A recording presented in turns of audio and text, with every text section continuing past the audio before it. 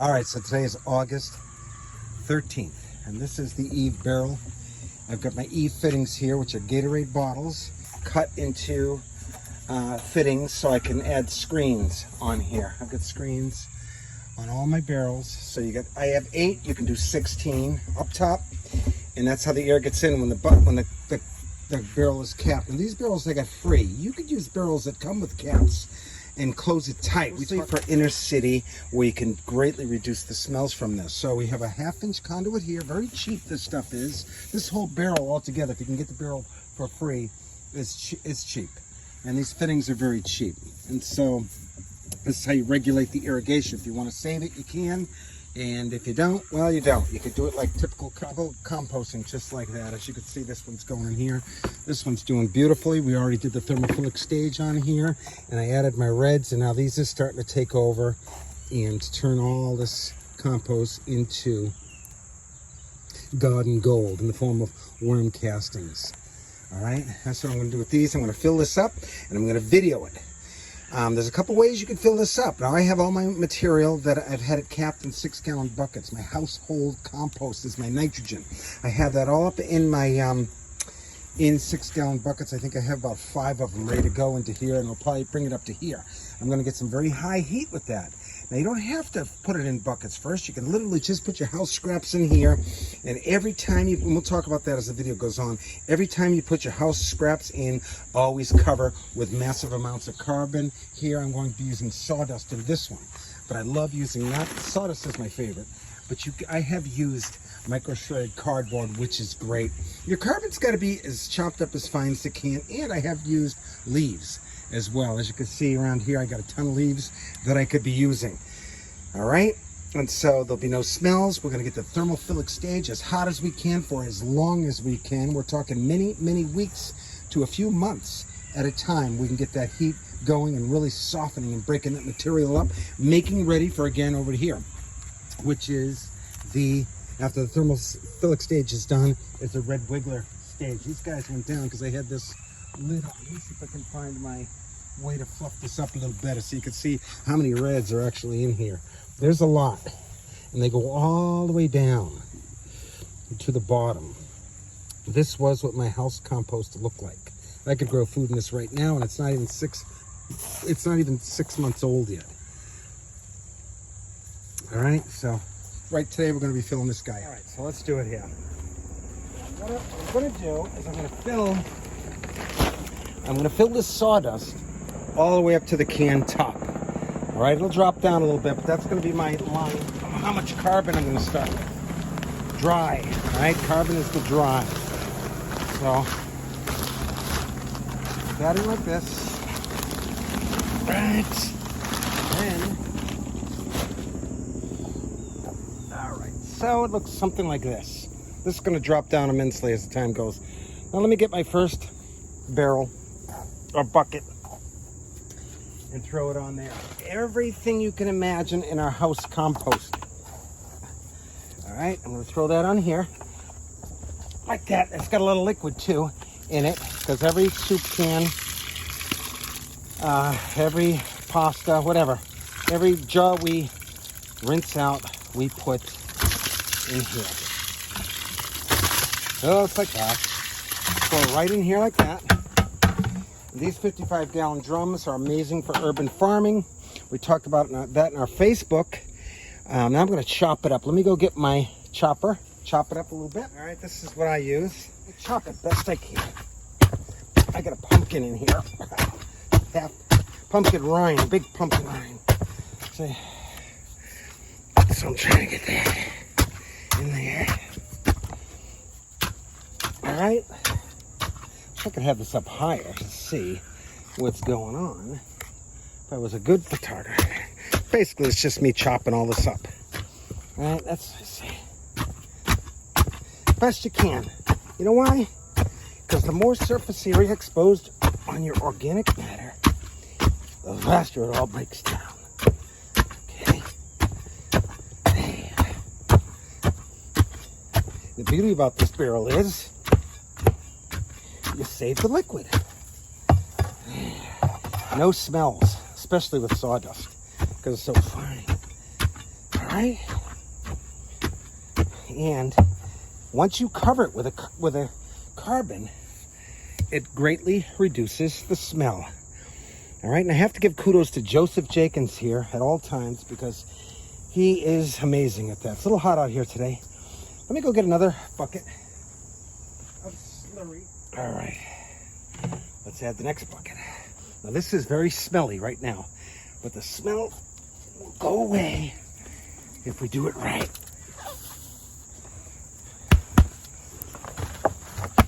There we go.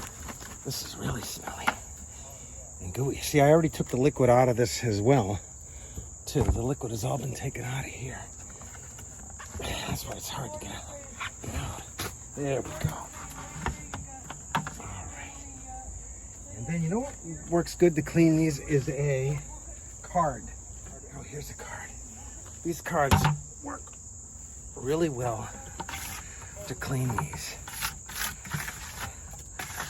That's very smelly right now.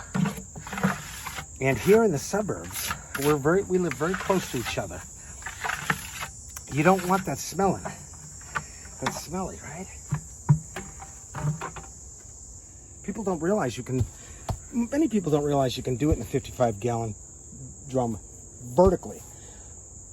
A couple key tools is you need a ice auger.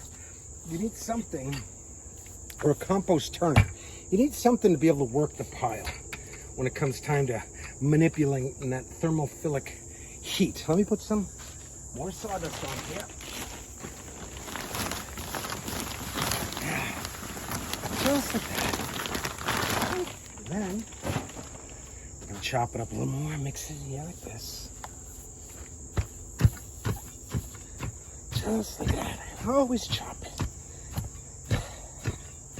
And the beauty about having a 55-gallon drum like this is many advantages. First of all, they become grow towers, as I've said many times. And these ones I got free, but if you got some that have caps on them that are solid, no bear is going to get into that. Okay, so they're great. This is a great idea for composting in the city. No rats can get in. No vermin can get in. Again, we've already noted that black soldier fly larvae get on here, and that's not necessarily a bad thing, especially if you have chickens and ducks and fish and the like. All right. So that's 2 6-gallon buckets. Let me go get another one.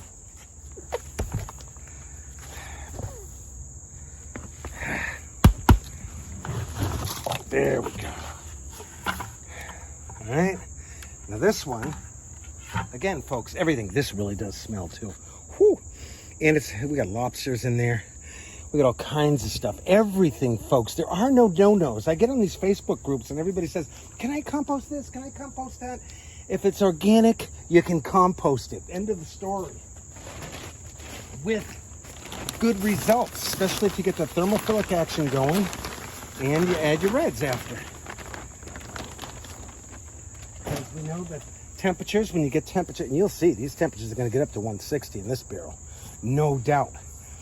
But vermiculture too. The science is there where vermiculture greatly reduces pathogens. I put, just like that. Yeah. Get it in there.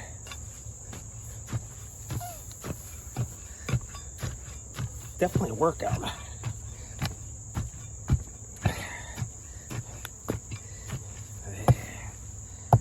Okay. Let's go get another bucket. I'll be right back. Now, another plug for the great Joseph Jenkins, who wrote the Humidor Handbook. This video, I do TikTok. This will be on YouTube because it's going to be a little longer. My family, who composts everything, and we have parties and stuff like that, we can juggle 3 of these 55-gallon drums at any given time. I have more here because I have a bunch more experiments going on. But if you live in the city, you have an apartment, you have a family, 2 barrels. When this is all done, you go to the second one. And then when the second one's all done, this one's done. And you can add this into your New York, hear this out, because your planters look sucky in some places. You add this stuff to your planters in the city. And nobody will even know. Like this, even a little older, this bucket that I'm getting ready to add, even older. It's been in an aerated situation. Right? typical, and it does most certainly smell. No doubt. Does that stinky, stinky, wunky, wunky? Woo! Oh, God. Mark, breathe much? Come on, Spider. I don't want you getting in there. You're not going to live long here. We love our spot. Wow, this really does stink. This bucket is a stinker. And why? Oh, it's got more lobster in it, too. Just there. All right? Just like that. I'll move that around a little bit. In a neighborhood like this, if my compost stinks, I'm gonna get called. They're gonna call on me. All right, look at how gross it is. All right? But we're gonna turn it into soil. And we're gonna freaking be amazed every time it works. And the temperature, this temperature is amazing. Thermophilic temperature, which one day we're going to figure out how to heat something. I think that was I have one more bucket next door that I'll get to. Look at that. Once you put this sawdust on it like that, the smell is gone. Especially sawdust. The finer the material, of course, the more it can't. Now, people are going to say, Mark, that's going to get anaerobic. It's not, and you'll see why when I'm finished. All right, what else do I want? Let me see if I have one more bucket. Look, the flies are already building up around these buckets. But they can't smell in here.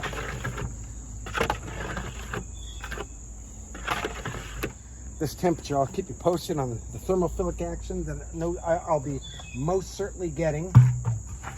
Again, I cap it up top here, but the air is in here. It's just enough air. Now, that's not to say, one day I'm going to experiment with even an air pump and add even more air, because this thermophilic heat, I think, holds a lot of possibilities on so many levels, especially when it comes to heating a greenhouse or a rabbit cage or a dog cage or something like that. Let me see if I have one more bucket. All right, that's it for now, for buckets. Now, here's what I do. So I've added my last layer. Always cover with a carbon when you're done. Cover with the carbon. All right, and the carbon can be, again, like I'm using sawdust. It could be micro-shredded leaves is a good one. I've used that many times. I love it because it's free, and I live in New England. I have tons of leaves. And it could be micro-shredded cardboard, especially you cat people. If you don't have a micro-shredder, you're missing out, because cat litter, and we'll do more videos on that. I've already done some on my TikTok. All right, then what I do is I add some holes right down to the bottom, just like that. Similar to Johnson Sioux, guys, but guess what? We don't need to put a plastic thing in here to do that. Another question that was in a lot of them, you're going to heat up the plastic and the plastic's going to leach into your compost. That's not true. Most of the heat is around here. You never get, you get on the sides, you never get the 120, even 120 heat. The heat is condensed in here, and these barrels are designed for very high heat. While I'm doing this video, I'll put some of the specs on the heat with these barrels. All right. So I make one big hole here. So again, once I cap this, the air is going to come through here, in here, and it's going to get enough air. Now that's a big hole there. And put a hole here. Now see, when I do make the hole, by the way, it's going to kind of bring up the smell, because I covered it and I brought that up. This sawdust is going to go to the sides as well, too. But Mark, stop rambling. It's hot out today. But this is how I set up these 55-gallon drums. And for us who live in the inner cities, it's going to be more advantageous to grow food in our inner cities because of these designs of these drums. And there's already some people working on it. I don't know if they're getting it from me or it's just the way it's happening. Like, everybody's picking up on the fact that we can grow these Johnson Sioux bioreactors. People are growing plants off of them. Oh, I got so many stories about all that too, of how everything you do, if you have a passion like I do for growing food or making compost for the most part, I'm not that great at growing the food, But making the soil, I totally do. So I just make a bunch of holes like that, right? And there is a slight smell right now. I don't know if it's from the buckets I just emptied. Yeah, it must be from the buckets I just emptied, because there is a sawdust smell here, and that was some pretty gross, powerful stuff. So now I'm going to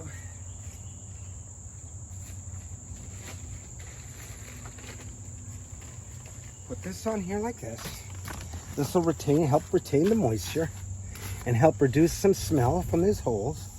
And then I'm going to cover it with a piece of plastic.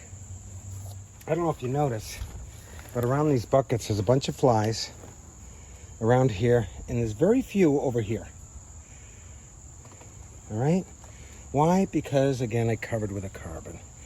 And now I'm going to cover this. I don't know where my top is, but basically I put a hard top on here similar to that one over there. See that one over there? Right? I put it over there and I put plastic over it because again, these are barrels I found. Oh, here it is right here. Wait a minute.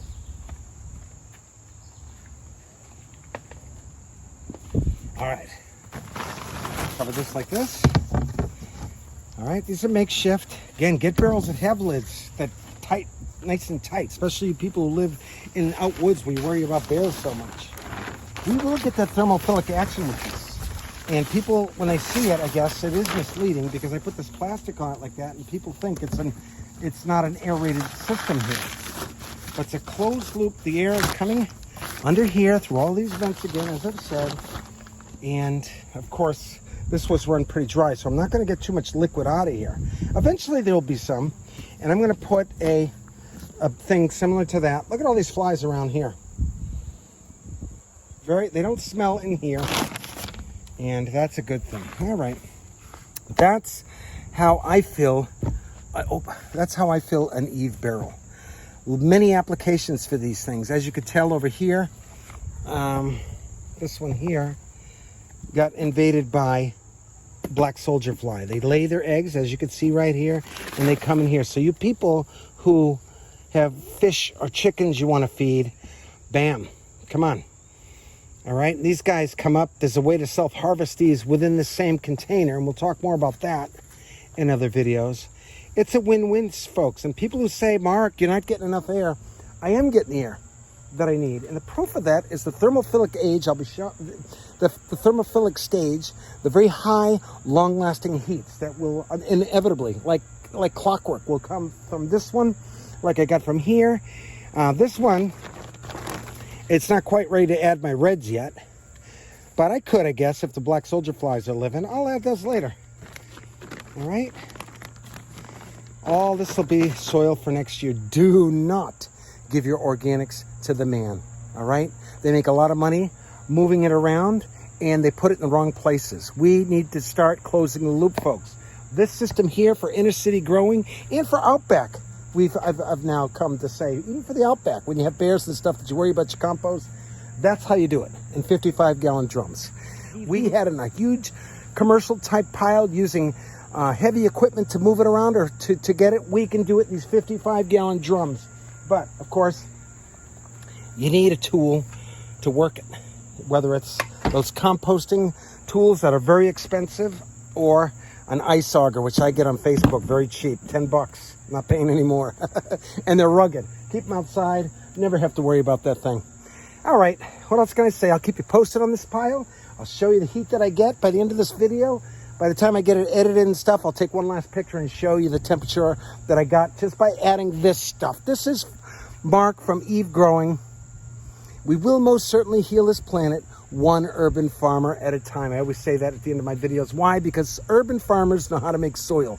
We know how to turn organics into rich soil and then grow food and then repeat. And no doubt, folks, that's where the jobs will be, in my personal opinion. Mark, Eve Growing, over and out.